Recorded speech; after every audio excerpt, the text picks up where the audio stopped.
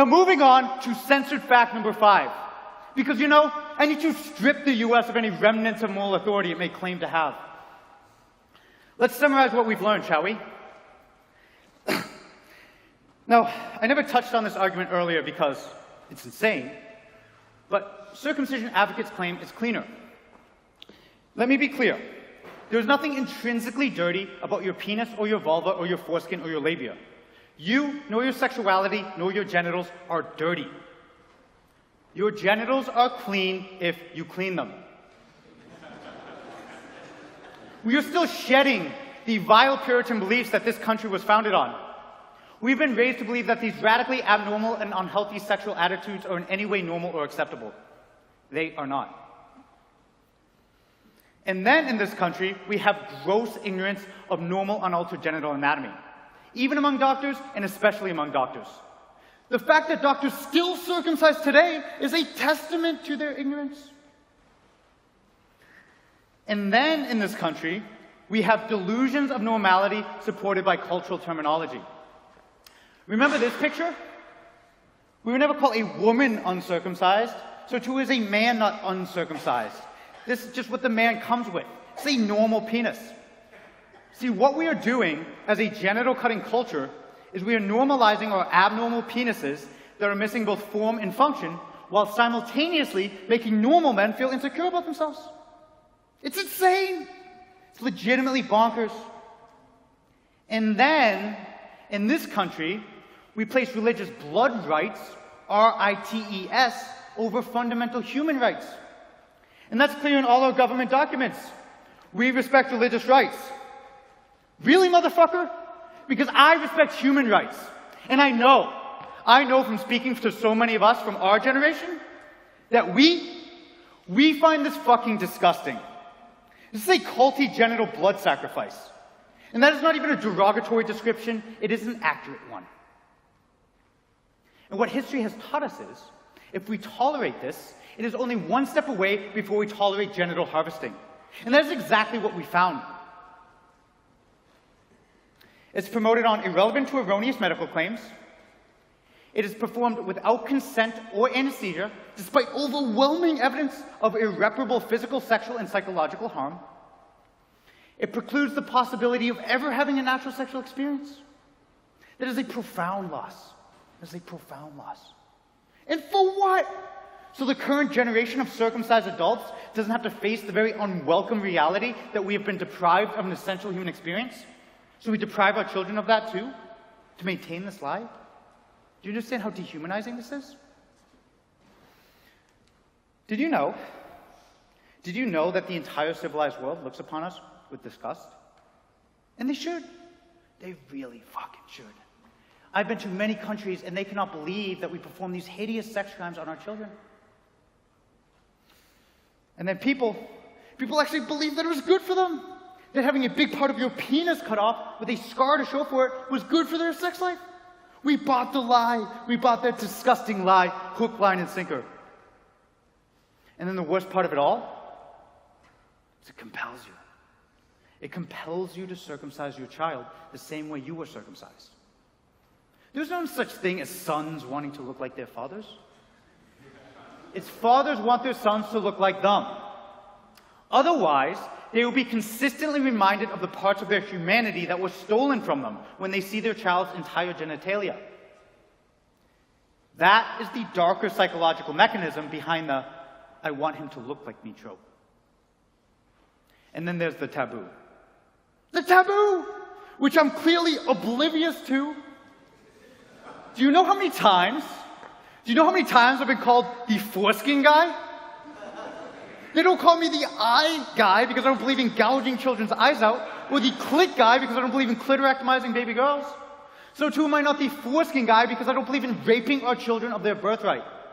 Amputating the foreskin is no less arbitrary or vicious than amputating any other part of his body.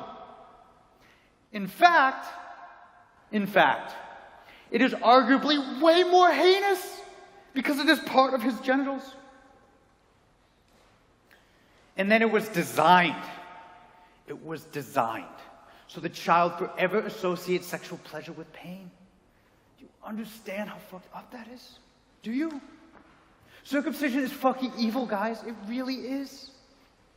And as humans, we are not very good at coming to terms with the fact that we've perpetuated evil or that evil was done to us. So we delude ourselves. It's just one big delusion, one big defense mechanism, operating on a national and an ideological scale. It is insane. It is level 10 insanity. Please see this. This is real sexual trauma. I know. And now that we have this great list of traits, what were we talking about again? Oh, that's right. Literally everything Americans readily recognize about female circumcising cultures. Remember when I said I wasn't drawing a false equivalency earlier? I wasn't! I was drawing a real equivalency. Male and female circumcision are not similar. They are not. They are identical. They are identical. The psychological mechanisms are identical. Gender is not even part of the equation. We just like to tell ourselves it is so we don't have to realize how shitty of a culture we are. Now, some people would say, oh, thank you. Now, some people would say, how dare you? How dare you compare male and female circumcision? How dare I? How dare I? Do you know how many forms of female circumcision remove more tissue than this? Just infibulation, and that is less than 1% of reported cases. Male circumcision in the US is one of the most extreme forms of genital cutting on the planet. Now this is not a competition of whose human rights are violated more. The point is, both are egregious acts of sexual violence and outrageous violations of human rights. Now, I don't know about you guys, but these pictures look pretty similar to me, right? Like, am I living in an episode of The Twilight Zone? Like, are you all just fucking with me? Because it doesn't take a genius to know that this is a massive fucking problem. Why do you think there is a 0% consensual rate? That is because it is a radical violation of human rights. And if you're thinking to yourself, oh, Clopper, if this is such a radical violation of human rights, where's the outrage? It's fucking everywhere! People are literally protesting in the streets. They are covering their genitals in blood and screaming bloody murder. And do you know what the craziest part about these people is? Do you know what the craziest part about these people is? It's they're right! They're fucking right! Isn't that wild? I thought so. And if you think this radical violation of human rights that has a profoundly negative effect on you every single day for the rest of your life until you die is going away anytime soon, no. This issue is coming to a head. And it's coming to a head now. I'm just one cog in the Enlightenment machine. Countries are beginning to ban the practice. In a few months, the brilliant filmmaker Brennan Marotta is releasing his compelling and irrefutable documentary titled American Circumcision. Let's watch the trailer, shall we?